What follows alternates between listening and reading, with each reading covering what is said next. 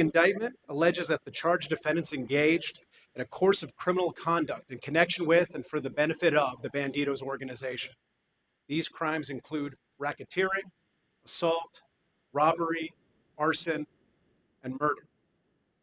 If convicted, these defendants face a penalty of up to 20 years, of up to life imprisonment, and some up to 20 years. Now, the Bandidos are a particularly violent organization, even by outlaw motorcycle gang standards, and they're also especially large. Although the Bandidos began in Texas, they've spread worldwide, with chapters not only throughout Texas, but around the world, in Europe, in Asia, and starting now in Mexico.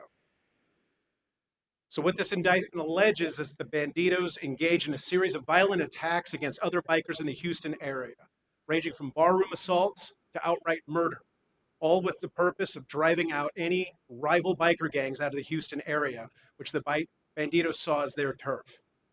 In other words, the Bandidos sought to exert a monopoly on motorcycle clubs and gangs in the Houston area, which could only operate with their blessing and with their permission. This superseding indictment alleges that this monopoly was enforced with violence on the part of the Bandidos organization. This alleged conduct stretched all over the Houston area, from the Woodlands all the way down to Pasadena and out to Katy. But perhaps the most striking aspect of the criminal conduct alleged in this case was how open and brazen it was.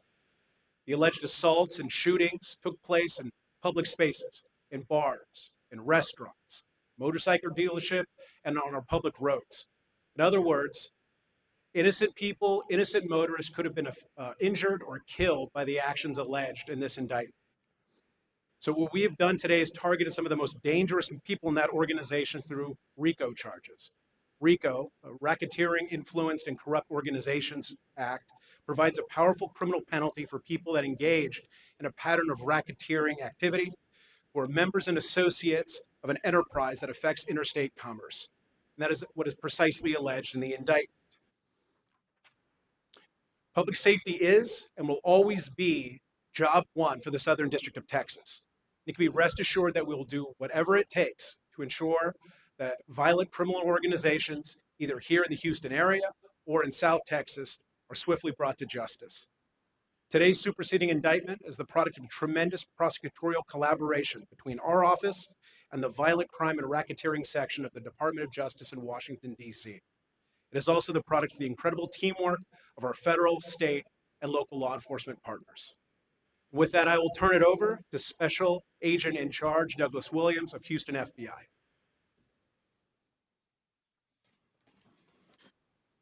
Good afternoon. Thank you, sir. Appreciate that.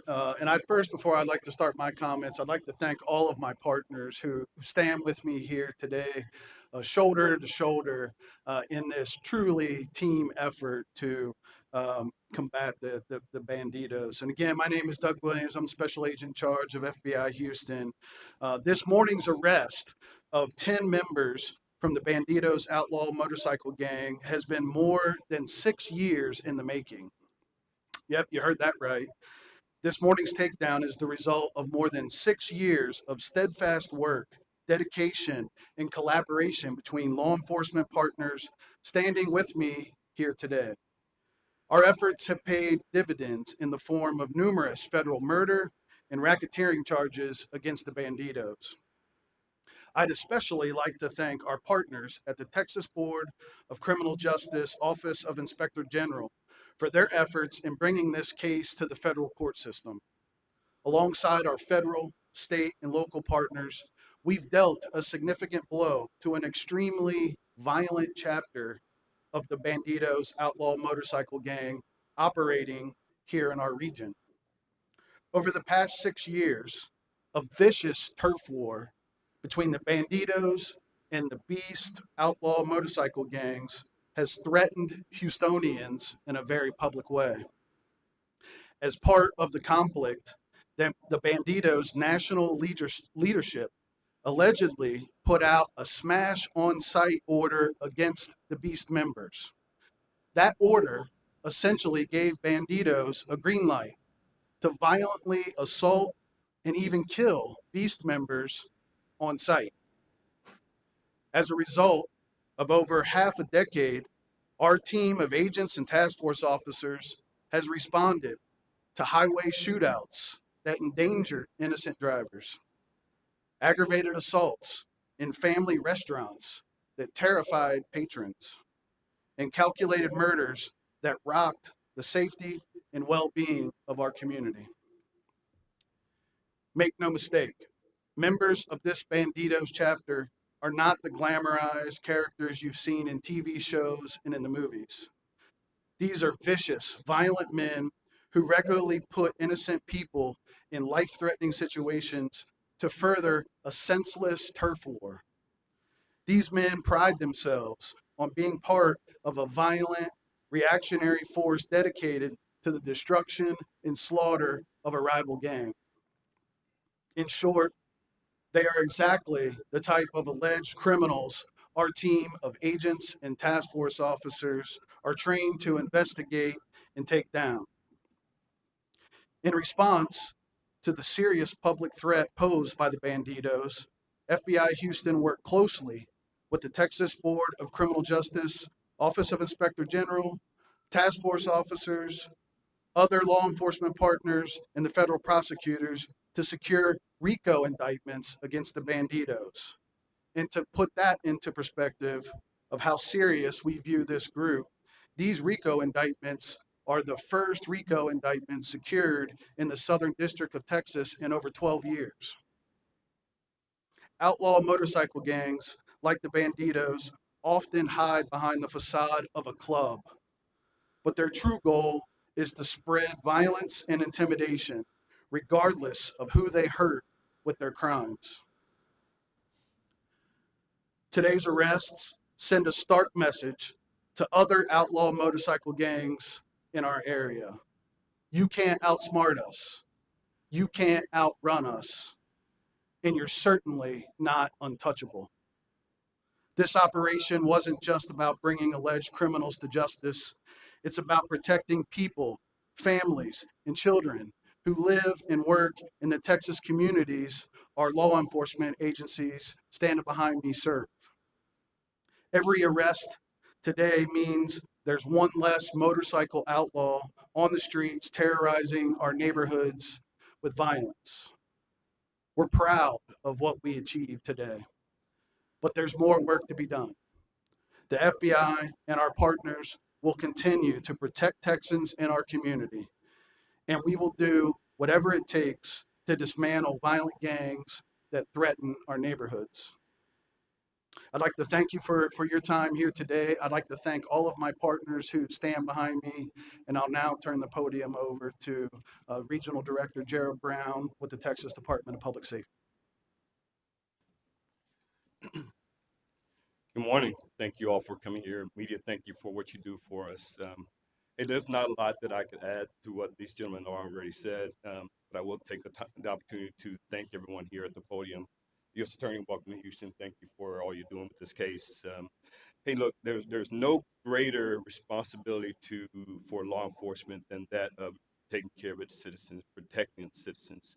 And this case that we had today, which was a joint collaborative effort with all the folks you see up here, all the young men and women that are out there on the streets working every day to protect the state of Texas, the citizens of the state of Texas, the folks that were arrested today, is a culmination of a long-term investigation with all these agencies that you see here. Today, we took some violent folks off the street. These are some of the most violent members of this outlaw motorcycle gang that we took off the streets today in an effort to make Texas safer. So thank you to everyone that's a part of this investigation. This was a true investigation, true collaborative investigation with the state, local, and federal agencies. I'd like to take 1 second to thank those folks from my agency, those special agents, the troopers, the aircraft folks, the analysts, everyone that was involved, put in a lot of effort to work on this case. And finally, before I sit down, DPS is committed to making Texas safer.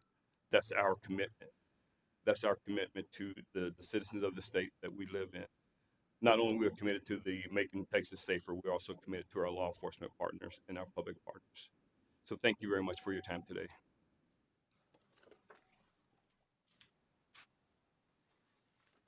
Good afternoon. I'm Lieutenant Scott Spencer with the Montgomery County Sheriff's Office, and it's an honor to be here today. Sheriff Wesley Doolittle regrets that he couldn't be here, but he asked me to share his appreciation for the incredible work that has gone into this case. This investigation took years of hard work and dedication from countless law enforcement professionals at every level, as you can see, they're represented here today. Today's indictments are proof of their commitment. This case is a powerful reminder of why strong partnerships between federal, state, and local agencies matter. When we work together with a shared goal of public safety and keeping our communities safe, there is nothing that we can't accomplish.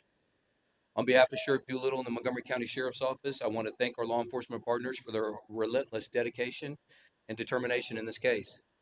We remain committed to holding criminals accountable, ensuring justice is served, and making our communities a safer place. Back over to the U.S. Attorney. Sir. Thank you all. We'll now turn it over for questions if you have any. Could you go a little bit into where this takedown happened, when members that were involved in this takedown? I'm sorry, I didn't hear the rest of your question. Could you just go more into the specifics of the takedown, where it happened, when the multiple members of this gang that were involved in the arrest, who were those members? Sure. So you will all get a copy of the superseding indictment in this case that sets forth all of the members that were subject to this superseding indictment, as well as the charges against each one of those. As terms of like where they were actually arrested, it was at residences all throughout the Houston area. Do you have any details about that? How many people were alleged to have been killed as part of this indictment? How many murders are we talking about, and what were the circumstances of those murders? So there is one murder that's alleged in the superseding indictment, which took place in November 2nd, 2021, outside of the Blue Bayou restaurant here in Houston, which allegedly involved a member of the Bandidos shooting several motorcyclists, one of whom passed away. Two people named in this indictment, John Splendorio and Hinojosa, they were arrested and charged in connection with a June 2023 shooting in October. Does that make this merge with this one, or how does the indictment actually work? Yes, this is a superseding indictment of that original attempted murder indictment, incorporating more Bandidos. 10 people arrested today. The indictment is 14 people. Where are those other 4? They will soon be in custody. What do we know about this particular motorcycle gang? Do they have cross-border? Are they from a particular area? We know the cartels are in certain areas. Do they have cartel connections that either are giving them orders or they're getting orders from? What do we know about them as well? And has the nation of Mexico been cooperating in helping us get these guys? So I don't want to speak to cartel ties or Mexico's role, if any, in the investigation, but I can say that the Bandidos have a worldwide reach, including chapters in Mexico, and they are involved in drug trafficking. This specific indictment does not allege any sort of international drug trafficking per se. You mentioned the second gang, the East. Can you talk a little bit more about who they are? Is this a newer developing group here? Have they been here a while? Kind of where else regionally? So Beast or Brothers East is a rival motorcycle gang of the Bandidos. They don't have the as long of a history of the Bandidos, who date back to the 1960s and were started just south of Houston in San Leon, but they are they do operate within the Houston area, and therefore they're seen as a rival of the Bandidos, and therefore the Bandidos are alleged to have committed the violent acts in the indictment to drive them out of Houston. Therefore, over? Is it still going on? Most recent act of violence connected to this war? So the most recent act that we have in this indictment is 2023. So rest assured, Southern District of Texas, if there are other acts committed by either this particular chapter of the Bandidos or the Bandidos or any other motorcycle gang within Houston or the Southern District of Texas, we are going to be vigorously pursuing it and bringing all available charges. You talk about how large the Bandidos are, thousands of members. We're talking about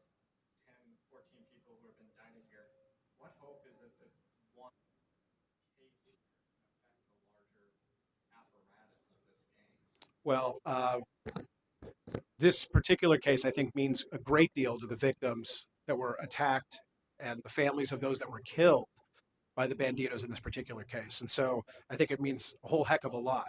And anytime that a member of a criminal organization commits a crime in the Southern District of Texas, we're going to investigate it thoroughly. And if there are charges that can be brought, we're going to bring charges. In accordance with departmental policies, we're going to bring the most serious, readily provable offenses. Mr. Pfeffer is the leader of the Welcome to Hell chapter in Katy. He's the lead defendant in the superseding indictment.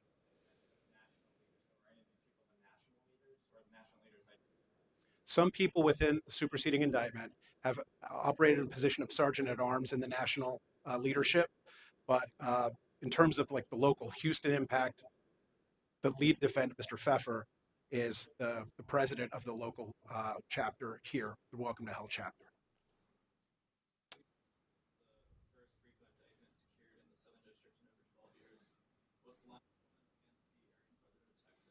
That is correct. I believe that's correct.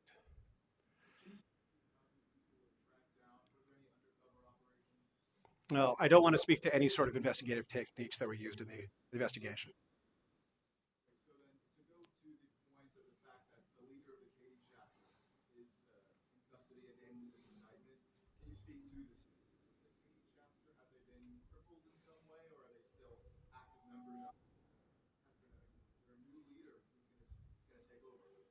Well, we can't speak to the current state of the Katy chapter. I think, though, the fact that their president was just taken into custody this morning is probably a very sizable blow to that particular chapter and that the organization as a whole is operating in the Houston area.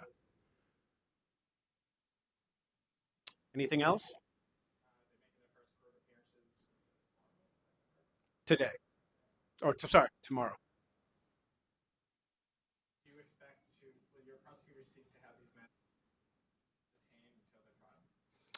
I anticipate they will. All right, I don't see any further questions, so I'm going to wrap it up here. I want to thank you all for coming today. I want to again thank our excellent law enforcement partners, federally, state, and local law enforcement partners for this case that they've brought, which I think is make a real difference in the Houston community. Thank you very much.